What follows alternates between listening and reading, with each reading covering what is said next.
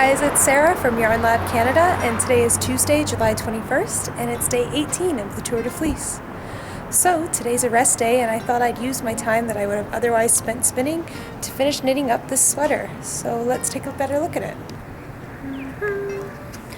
This is the camera selfie version of looking at a knitted sweater while I'm wearing it. As you can see, it's a pretty simple long stitch type of pattern. So the sweater is called Milana. I found it on loveKnitting.com, and the designer is Kelly Menzes. Menzes? I hope I'm not saying it wrong. Apologize in advance. And I went ahead and made it from Premier Yarns Cotton Fair, which is a 52% cotton, 48% acrylic blend in this lovely salmon color.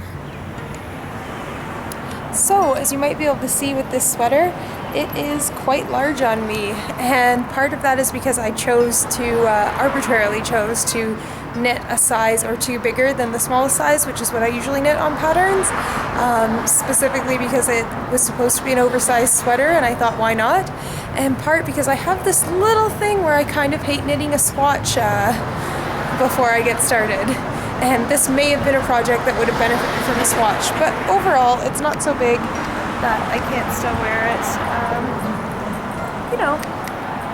Because it was designed to be an oversized shapeless sweater, that's exactly what I got. However, my issue with swatches is turning out to be a problem not just with knitting, but with crochet projects as well.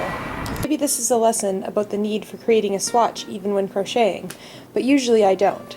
So, this pattern, which I won't show you the picture of since it's being created as a gift and I wouldn't want to spoil that, but it's in the autumn 2015 issue of Crochet Exclamation Point, called for Barocco Maya, which is a medium or worsted weight yarn, at 137 yards per 50 grams, which Post-it note math says is 274 yards per 100 grams. And I went out and bought Diamond Luxury because I wanted a superwash wool. And this guy here is 218 yards per 100 grams. So this is a bulkier yarn. Anytime that you have fewer yards per weight, you have a bulkier yarn.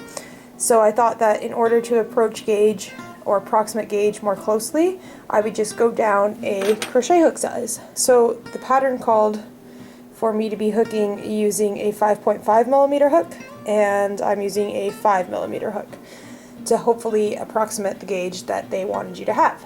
Now, I'm making the smallest size, which told me to chain 103 chains, and that should give me a base row that is 24 3/4 inches long. But since I'm playing around with gauge, I always go ahead and chain some extra chains to the next size, just in case as I fill out that base row, I'm not in the right place. But this is going the opposite direction. So over here is 103 chains for the size 2, or 113 chains for the size 4. And as you can see, I got over here, which is probably, 10 chains shy. And when I originally measured this, with the first row in, this was 24 3/4 inches, maybe a little closer to 25. So I said, okay, well, you're about right, so what if it's a smaller number of chains than the pattern calls for? They have one of these awesome pattern diagrams, so you can, especially with garments that don't require a lot of shaping, you can totally just, build your garment based on the square. The dimensions provided in the diagram, and not worry about the number of stitches that you're counting. Now, as I crocheted out a couple more rows, however, and then remeasured, what was originally 25 inches is now 27 inches, the way that the fabric is lying flat. So I'm way too big. Like, 25 inches would have been a little bit big for the recipient.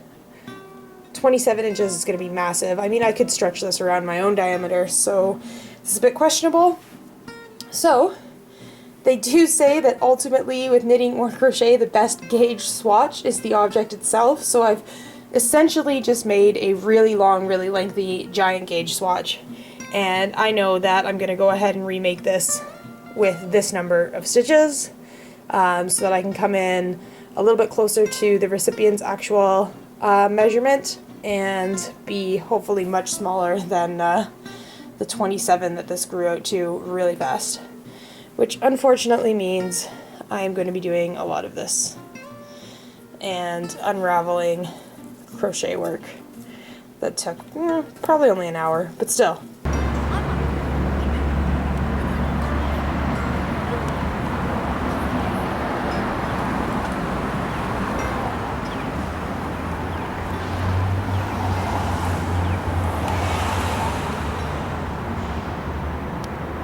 So this particular piece of public art is one of my favorite places in Calgary, and that's partly because it's interactive. So there's kind of this awesome thing where public art, sculptural artists are encouraging interaction with their work. So here you can press this button and then they've got a little viewfinder where you can either stick your iPhone or cell phone in general with a picture or anything of color, and it picks up the color in what you're presenting to the camera and displays it over the artwork, which is kind of a really great idea. So that's all for now. I hope you're enjoying your rest day, and the last week of the Tour de Fleece, we're down to what, five days left, I think? Maybe I can't count right, but anyways, happy spinning!